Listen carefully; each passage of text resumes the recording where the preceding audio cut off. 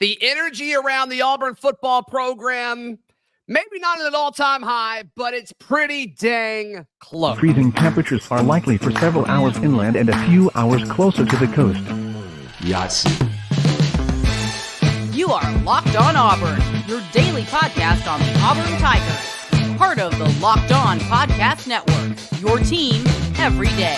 Yes, welcome on into Locked On Auburn, your daily Auburn Tigers podcast. I'm your host, Zac Blackerby, and thank you so much for making Locked On Auburn your first listen every single day. Happy Ferg Friday to all who celebrate. That means we're hanging out with Justin Ferguson with the Auburn Observer. And Justin, this will be the last time we speak before fall camp starts, and we'll actually have real things to talk about a week from now. But in the meantime, Auburn adds DeMarcus Riddick. There's a ton of energy and vibes of, okay, maybe they could get even more 5 stars over the course of Big Cat Weekend that is coming up.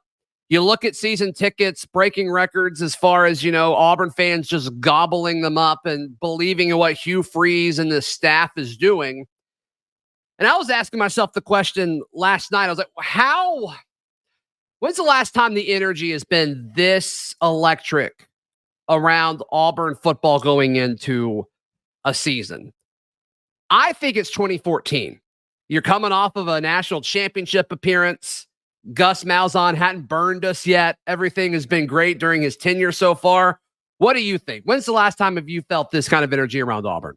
Yeah, I think the only one since then, 14 is a great answer. I think the only one close to that is maybe 2018, because in 2017, you win the SEC West. And yes, it ends poorly with the SEC title game and the Peach Bowl and all that. But you're coming into 2018, Jarrett Stidham's back. You still have Derek Brown and Deshaun Davis. Like, it was a good team. Preseason top 10. You have that opener against Washington. Auburn ends up winning that one. Stays in the top 10 until I think they dropped the game against Mississippi State. Maybe they stayed in the top 10 until that point. Yeah. That year. So I mean, it wasn't. I guess the thing is you get a clean slate, right? Everyone's excited about the Freeze era so far. There's a lot of excitement in the fan base, but it's like you got to also compare it to what you're coming off of, and there's that effect, right? Like it feels a lot more, I think, because of where you were coming. You were coming from a really low spot, and so I think the jump's been huge. Sure, but you got to remember, like Auburn.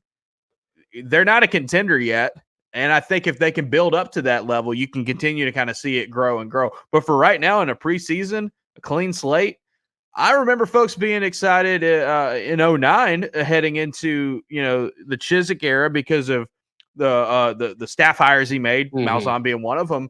But yeah, this is a really exciting time for Auburn fans, because I think a lot of the stuff you'd been wanting to see that you didn't get in the last coaching staff, you're seeing it now with obviously with recruiting taking center stage here around Big Cat and DeMarcus Riddick's commitment.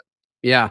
And as the off season, ends in just a few days, Ferg, when you look back on it, no off season is perfect. Don't get me wrong, but it was a pretty dang good one. When you look back as far as everything that this staff has been able to do, like that, has to do with off the field related things, because obviously they can't win games yet. They haven't played them, but I just don't know what Auburn folks would have wanted differently. Right.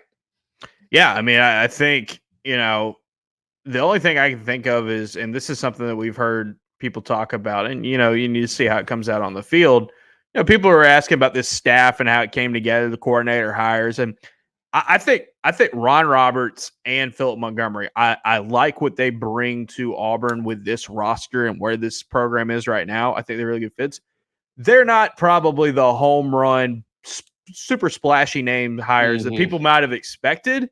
Like, other than that, that's like the only time I think I can recall since the hiring of the fan base being like, but I mean, now, those are both guys that you had to look up. It's like maybe you knew a little bit about them. Ron Roberts, you probably knew more about than Philip Montgomery, but it's like, okay, like this makes sense. It's experience, but yeah, you're right. None of those names were discussed on anybody's like hot boards or anything like that. And look, I'll go back to 2015. 2015, Auburn gets the return of Will Muschamp, and everyone's super excited. And, oh, man, this is going to be great. Auburn's going to be popping right back in.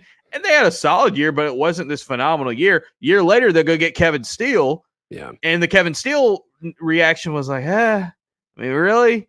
And then he ends up being really the best hire Auburn made during that. I mean, I would say the last stretch of the Malzahn, last half of the Malzahn era for sure.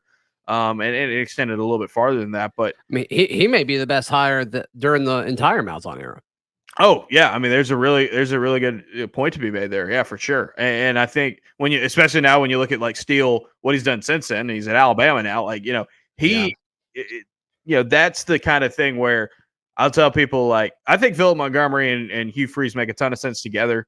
Last time Philip Montgomery was an offensive coordinator and a play caller, it was insane, the kind of numbers they put up. Again, Baylor, different situation, different conference and all that. Mm-hmm.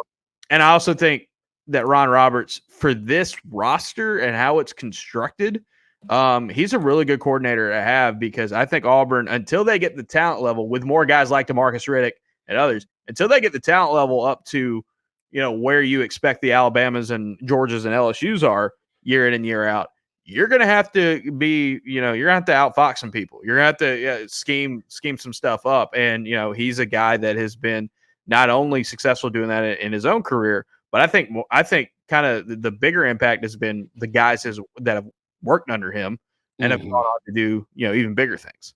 You're right. And just looking at Roberts' defense, they're going to have to scheme guys open in space in regards to like generating a pass rush, because I just don't think this defense has like the dudes to like consistently win one-on-one matchups. Like, you hope Keldrick can do it, but he's a freshman.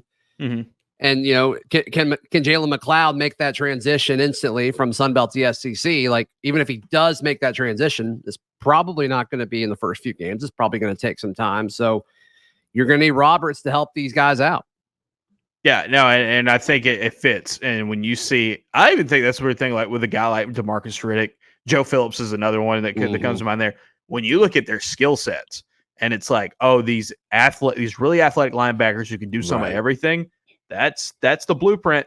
I know it's like you would love to have the world destroying edge rusher that nobody wants to have to block or anything like that, or you can be elite at certain assignments. But I think in this defense, in this scheme, the amount of guys like them that are just awesome athletes that have shown that they can do some of everything is really going to fit in with this scheme. And I think this current roster for Auburn, it's going to have to be kind of the sum of the parts type of deal. But like, I like where these guys fit into the puzzle. It does make sense for what this roster is going to look like, at least, in 2023. And I think they're continuing to recruit to that blueprint. Wrapping up our discussion in regards to the energy around the football program, how realistic or patient, willing to wait, do you think Auburn fans are going to be, if they go to College Station and lose, or they drop a game that they probably shouldn't to, a Mississippi school, or a road game at Vandy, or just something like that? Yeah. Where they have, 2 or 3 losses kind of going into the meat of the season. Do you think the response will be okay? Do you think the average Auburn fan kind of knows where the program is right now? I don't know, but they probably should. I wrote about this last week in our mailbag, because we had somebody ask, is Auburn is everybody kind of getting a little too hyped up? And I think, be as excited as you want to be right now. Sure. Without it like damaging your future reaction to what happens. Because here's the thing. Auburn on paper is about a 7-win team. That's just what the numbers say right now. I think they could overachieve to that level. I also think it'll be a success if they get to 7 wins, because it's the SEC West. You're restarting everything. Yeah. But don't get into a situation, if you're an Auburn fan, and if they don't win 9 games this year, get upset. Because I think 8 is a really big, it's a really good success. If you jump over what people expect of you this season, you got to remember, it's hard to remember sometimes, because everybody gets excited about recruiting in the new era, but you've had back-to-back losing seasons. This is a build. This is a rebuild. And so get as excited as you want to, but also know that like Auburn's first 3 SEC games, they could easily drop all 3 of those, because they're going to be dogs in all 3 of them. So like, just be ready if it doesn't go exactly as you want it to, because this is a build. This is something for the future. And last week in Nashville at SEC Media Days, you kept hearing Hugh Freeze talk about time. I don't think he's like telling people not to get excited, but I think it's also saying like, hey guys, like, we're not going to be a finished product right now. I don't know how close this roster is to competing with the best of the best. I think we're better, but I don't know how far we are. And like when you hear the head coach saying stuff like that, just be excited, be happy. Just if this team goes 7-5, don't be upset about it, because the fact that there's vision is encouraging, and they're doing the right things to win in the future, which is a nice change of pace for sure. I think 80% of Auburn fans will take 8-4 in a heartbeat. Should be closer to 100. That should be really good. 8-4 would be a great season, because 8-4, you'd beat all the teams that you were supposed to beat, and then you probably pick off one or two maybe that you weren't supposed to win, or at least weren't favored to win on paper. And like that's a good season when you're getting into a spot where this is a build, this is a rebuild. Auburn's roster is not where it needs to be, especially considering Alabama and Georgia, and I would say LSU, Texas A&M, and others that you're going to be playing year in and year out or close to it. It's just in a much more stable situation. But be excited, be happy. I mean, recruiting is definitely heading in the right direction. Yeah, it's been a fun week, and it could get even crazier this weekend. Sure. Peyton Thorne, Robbie Ashford, the timeline. When will we know who Auburn's starting quarterback is? That coming up right here on Locked On Auburn. Today's show brought to you by our friends at LinkedIn Jobs. These days, every new potential hire could feel like a high-stakes wager for your small business, and you want to be 100% certain that you have access to the best qualified candidates available, and that's why you have to check out LinkedIn Jobs. LinkedIn Jobs helps you find the right people for your team faster and for free. Their algorithm, their analytics, the information that you have access to, and the ability to kind of use all of these different tools to make sure that you get these certain specific type candidates. They're able to offer more than any other job site. So head over to LinkedIn Jobs as they help you find those qualified candidates you want to talk to faster and for free. Post your job for free at LinkedIn.com/LockedOnCollege. That is LinkedIn.com/LockedOnCollege to post your job for free. Terms and conditions apply. Justin Ferguson of the Auburn Observer. We mentioned Hugh Freeze come out and say he's got 10 days. He and Philip Montgomery have 10 days to drop the quarterback battle from 3 to 2. So we assume those three are Peyton Thorne, Robbie Ashford, and Holden Geriner. We all kind of assume Holden Geriner will be dropped off over the course of those 10 days, it sounds like. And it will be a two-man battle between Peyton Thorne and Robbie Ashford. What do you think the timeline should be after what he's told us, after those first 10 days of fall camp? I think the ideal situation for Auburn reminds me a lot of where Hugh Freeze and Ole Miss were in 2015 at Ole Miss, with a battle that included a transfer that they brought in Chad Kelly, and then guys that had played for them before, but were competing for that job. And when they went to that opener against UT Martin, they had Chad Kelly. I think Chad Kelly, I went back and looked the other day. Chad Kelly played like the first 4 drives of the game, and then they started filtering in the other guys. By the end of the game, I think Kelly had about 15 attempts. The other guys had 7, 8, 9. But it was clear that, Kelly was the guy at that point. He was the starter. Yeah. But you put in the other dudes in that opening game to see what they're like, right? To see, hey, and I think our Robbie Ashford is a great example of that, right? Robbie Ashford can do stuff in a game that you're not going to be able to see in practice. So what happens if you give him some drives in the opener, and it's like, oh wow, this offense just took it to a different level, and then you evaluate and go from there. I think that's the best case scenario for Auburn, because I think you're going to play multiple quarterbacks in the opener against UMass. You think they play 2 or 3? Probably 2. If they could get to 3, I think it would be like, well, okay, let's just game out the most likely scenario here. It would be a situation where a guy like Holden Geriner is like, hey, man, like you aren't ready to be the guy right now as a starter for us, but, man, we really like what you got. We need to get you some experience because you might be the guy here coming up. So I think that's probably your best. Like, you want to go into that opener not having it wide open. You probably want to go into the opener and say, hey, this is going to be our starter. this guy's probably going to play the majority of our snaps, but we'd also like to see what these other guys could do in that and then evaluate from there. Ole Miss did that in 15. They blew the doors off of UT Martin. A week later, they played Fresno State. I think they beat them just as bad, if not worse. That game, Chad Kelly played probably like 60, 70% of the snaps. It kind of tailed off from there. By the time they got into week 3, they were ready to beat Alabama. And so, like, that I think is the difference, though. The difference in this, Ferg, though, is the styles are so different. Exactly. Yeah. And I think with Kelly, Devontae Kincaid was one of the guys that was competing with Kelly at the time. Ryan Buchanan was the other one. Kincaid obviously was more of the dual threat, and they found ways to use him. If you go back to his first battle, 2012, they bring in Dr. Bo Wallace from the JUCO ranks. They have Jason Pellerin was one. I can't remember the other quarterback, but it had been a guy kind of like in Robbie Ashford's shoes who had started most of the games the year before on a bad team, on a losing team, but got to come back and compete against a star, new system, knew that. And I think that's kind of similar to it as well. But yeah, I think if you're Auburn, you don't want to go into that first game being like, we still don't know. No one's kind of separated themselves yet. Now, I think it's going to take time. I think it's going to take time for a guy like Peyton Thorne to separate himself from Robbie Ashford if that's where it ends up being, or it's going to take, or vice versa. And I think for Thorne, it's hey, I just got here. And like he's gonna have to do a lot in a short amount of time. Yeah. As for Ashford, it would be more of like, yeah, man, I gotta prove that I am better than a 50% passer. Like, yeah, and actually go turn around and prove it in the game. So I think that's and I think he'll do that. I think when Robbie plays this year, I think he will be above a 50% passer.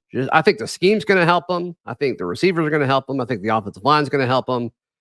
And you also just hope he's kind of done enough to develop as a quarterback too. And so I think that will happen. My big thing is like, he didn't get hit in spring and like he still missed time due to like that shoulder. I hope he can get healthy is my big thing. Yeah, no, that's gonna be a big thing for him for sure. And I'm interested in Holden, man. There were stretches of spring practices where Holden looked really good and got a lot of buzz to him. It's gonna be tough to overcome two guys that have started entire seasons, or at least in the case of Ashford, almost an entire season to quarterback. They've got that experience of him, but like, you can see where he fits into the picture and where he can fit into this offense. So it's going to be fascinating to see. I wouldn't be surprised. Like if I had to say, what's the likeliest timeline for Auburn in this? Is they go into game one, Peyton Thorne gets the start. He probably gets more of the snaps than the other guys. Robbie Ashford shows some stuff on the field in that UMass game that's like, hey, you might not be the dude, but we got to find a way to get you on the field. And I don't think it's move him to receiver. I think you can find ways to get him on the field and also use that arm, because I do think his arm's going to get better. I do think he's going to be a better passer under this staff in this scheme. But I think I'm not calling it the ideal scenario because I don't want to sound like my way is the best way. But like I do think that's a realistic scenario that I think would put Auburn in a good position. Do you think there's any extra pressure because you go to Cal so early? It's not like a situation that you just described where Ole Miss played two teams that they should have no problem beating. You do a road trip across country, pretty much as far as you can go and still stay in the United States and go to Berkeley. And it's going to be a Pac-12 environment that they're really going to want to beat the SEC team that comes in. And, do you want to be switching quarterbacks in that situation? The answer is no. But I'm curious to see how that impacts it. Yeah, I think that you want to be confident on who you got coming in. And I think that's part of the reason why the timeline makes sense for what it is. It's like, hey, we want to have two by this certain time. And at least being that open and transparent about it right now is pretty refreshing, because like he doesn't have to say that. They can keep it all under wraps and then be like right before the UMass game, be like, here's our starter. It's like they could do that. But I think it's like everyone's aware that there's a timeline that needs to be hit. I'm with you. Yep, you're right. All right. Who are some names to watch going into fall camp? We'll get Justin's thoughts on some guys to pay attention to in just a moment, right here on Locked On Auburn. Today's show brought to you by our friends at eBay Motors. For a championship team, it's all about making sure every player is a perfect fit. Same when it comes to your vehicle. Every part needs to fit just right. So next time you need a part or an accessory for your car, head over to eBay Motors. And eBay, they have this guaranteed fit that you can be sure every part fits just right. You just need to go to your My Garage page at eBay Motors, and you can look at the green check next to the part to see if it will fit, or you get your money back. Because just like in sports, confidence is the name of the game when you shop at eBay Motors. And with over 122 million parts to choose from, you'll be back in the game in no time. Get the right parts, the right fit, and the right prices at ebaymotors.com. Guaranteed. Eligible items only. Exclusions apply. Auburn family, let's ride. Justin Ferguson with the Auburn Observer. Before we jump into fall camp stuff, Ferg, how can people check out everything that you've got going on right now? AuburnObserver.com, $6 a month or $60 a year. Got a breakdown of DeMarcus Riddick up on the site. Mailbag will be out by today, by the time you're listening to this. Will you do a Perry Thompson one over the weekend, you think? I'm working on Perry Thompson stuff just in case. Sure. That's always the thing. You gotta be ready. Yep. But yeah, the Malcolm Simmons may watch a lot of receiver tape this weekend. Could be a lot of that. Yeah. New podcast out as well. Did a story earlier this week on Auburn's offensive line. A lot of good stuff. So AuburnObserver.com, check it out. And yeah, next week we will be blowing it out when it comes to fall camp coverage. So it'd be a great time to sign up.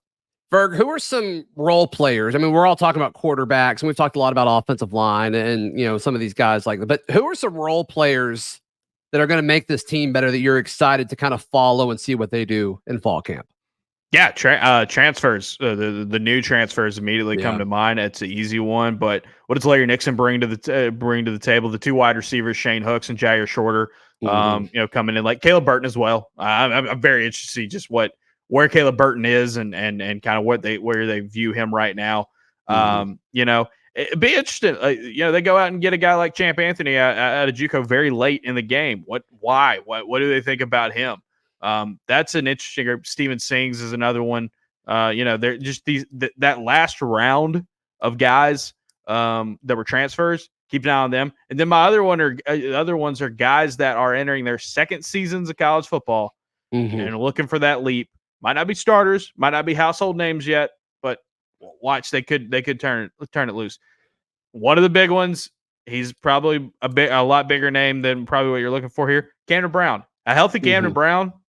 There's a lot of hype around him, and for good reason. And then I'm looking at Robert Woodyard III as well, or Junior. Sorry, Robert Woodyard Jr. Like he's, if the light comes on for him, he's got everything you want in an inside linebacker in this scheme. So those second year guys and those brand new transfers, they're going to be ones that you definitely need to keep an eye on, outside of just the normal, hey, who's going to be the starter at guard, who's going to be the quarterback, maybe who's going to emerge at wide receivers is too big of a battle just to kind of rein it out. But that's a very interesting crew, the year two guys and the new transfers.